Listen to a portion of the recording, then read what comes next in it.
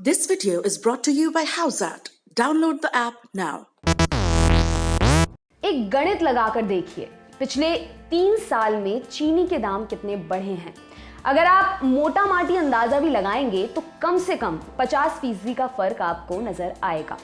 अब इस चीनी को बनाने में इस्तेमाल होने वाले गन्ने की कहानी सुनिए। हाउज़िट पे खेलने के बहुत फायदे हैं। लेजेंड्स के साथ गेम, इंस्टेंट विड्रॉल्स, गारंटीड असली प्लेयर्स। बट सबसे बड़ा फायदा, यहाँ पे आपके पैसों की वैल्यू डबल है। आप जितना पैसा डिपॉजिट करते हो, हाउज़िट देता है उससे भी ज्यादा बोनस हर बार। तो हाउज़िट पे आओ और पाओ 1500 तक का cash bonus. Visit houseit.com, download the Houseit app now. UP देश में सबसे ज्यादा लगभग 38% गन्ना पैदा करता है।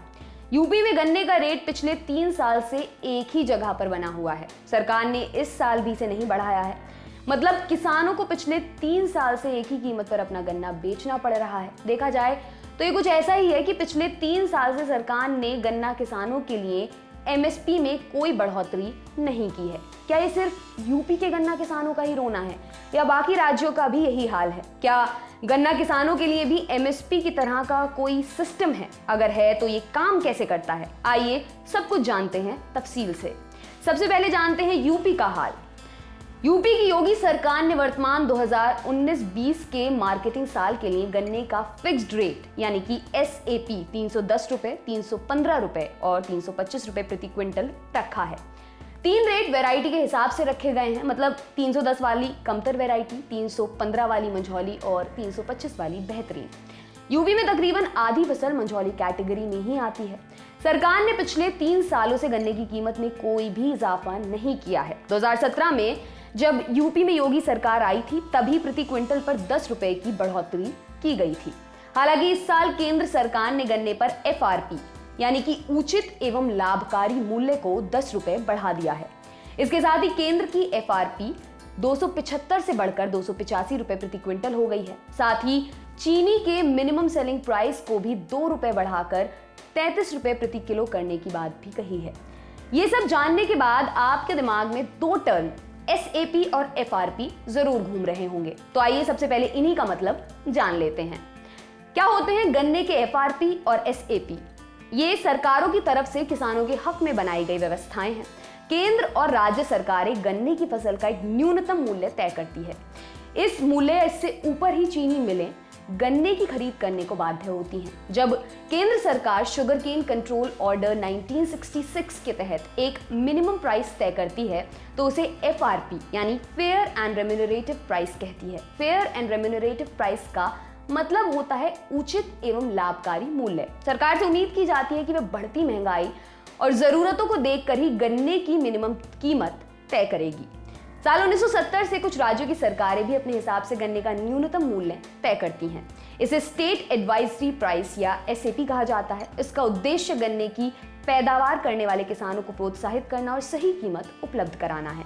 जैसा कि हम आपको पहले भी बता चुके हैं, इस साल यूपी में गन्ने की किस्म के हिसाब से एसएपी को 310 रुपए, 315 रुपए और 325 रुपए प्रति क्विंटल रखा गया है। साल 2009 में इन कीमतों के बाध्यकारी ना होने को लेकर मामला सुप्रीम कोर्ट में भी गया था, लेकिन सुप्रीम कोर्ट ने एसएपी को सही करार दिया। एसएपी जारी करने वाले राज्यों में यूपी के अलावा तमिलनाडु, हरियाणा, पंजाब आदि भी हैं। हर राज्य में एसएपी अलग अलग हो सकते हैं, लेकिन एफआरपी चूंकि केंद्र सरकार जारी करती है इसलिए ये एक समान ही रहती है।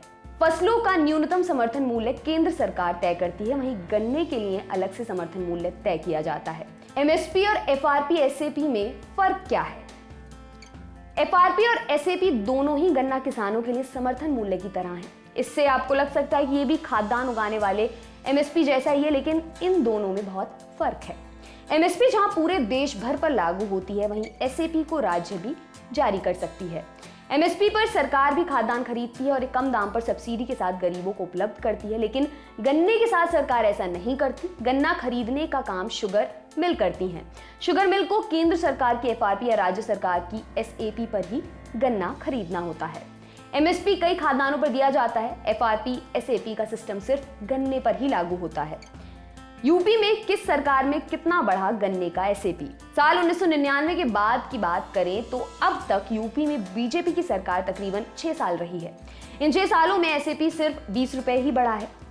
एक साल में गन्ने की एसएपी में सबसे बड़ी बढ़ोतरी साल 2012-13 में देखी गई थी। उस साल गन्ने की कीमत 40 रुपए प्रति क्विंटल बढ़ी थी। यह समाजवादी पार्टी की अखिलेश यादव सरकार के दौरान हुआ था। 1999-2001 के बीच भी बीजेपी की सरकार ने सत्ता में रहने के दौरान गन्ने की एसएपी में 10 रुपए का इजाफा किया था। समाजवादी पार्टी के 8 साल के शासनकाल में गन्ने पर एसएपी कुल 95 रुपए बढ़ी है। हालांकि गन्ने की सबसे ज्यादा कीमत बढ़ाने वाली सरकार की बात की जाए तो बहुजन समाज पार्टी सबसे आगे है। बसपा के 7 साल के कार्यकाल में एसएपी 120 रुपए बढ़ा। अब जानते हैं बाकी राज्यों के क्या हालात हैं। यूपी के अलावा दूसरे राज्यों में भी गन्ना किसानों की हालात कुछ बेहतर नहीं है। आइए एक नजर दूसरे राज्यों पर भी डालते हैं। तमिलनाडु साल 2018-19 तक एसएपी 275 रुपए प्रति क्विंटल था। ये पिछले 4 सालों से एक जैसा ही था। सरकार ने एसएपी का सिस्टम अब खत्म कर दिया है। सरकार एक नए मॉडल को लेकर आई है। इसे रेवेन्यू शेयरिंग फॉर्मूला या आरएसएफ कहा गया है। मतलब शुगर मिल अपने फायदे का एक हिस्सा किसानों के साथ शेयर करेंगे। राज्य के किसान संगठन इससे खुश नहीं हैं। हरियाणा पिछले साल हरियाणा सरकार ने एसएपी में 10 रुपए की बढ़ोतरी की थी। इस साल 2020-21 के लिए गन्ने की दर राज्य निर्धारित मूल्य एसएपी बढ़ाकर 350 रुपए प्रति क्विंटल कर दी गई है। यह फिलहाल देश में किसी भी राज्य में दी जाने वाली सबसे ज्यादा एसएपी है। पंजाब 2019-20 के पेराई सत्र के लिए पंजाब में गन्ने की स्टेट एडवाइजरी प्राइस यानी कि एसएपी में कोई भी बदलाव नहीं हुआ। राज्य में उगाए जाने वाली गन्ने की 3 अलग अलग किस्में 295 रुपए, 300 रुपए और 310 रुपए प्रति क्विंटल कीमत पर बिक रही हैं। समस्या इससे आगे भी है। ये सब तो गन्ने की कीमत का मामला था, लेकिन समस्या इससे आगे की भी है। जितना गन्ना मिलें खरीद लेती हैं, उसका करोड़ों का भुगतान अटका पड़ा है। यूपी समेत पूरे देश में गन्ना किसानों के बकाये के भुगतान के लिए एक याचिका पर सुनवाई करते हुए सुप्रीम कोर्ट ने 12 फरवरी को यूपी और महाराष्ट्र समेत 15 गन्ना उत्पादक राज्यों को नोटिस जारी किया है। मुख्य न्यायाधीश एसए बोबड़े की अध्यक्षता वाली 3 सदस्यीय पीठ के सामने दायर याचिका के मुताबिक 10 सितंबर 2020 तक देश भर के गन्ना किसानों का करीब 15,683 करोड़ रुपए बकाया है।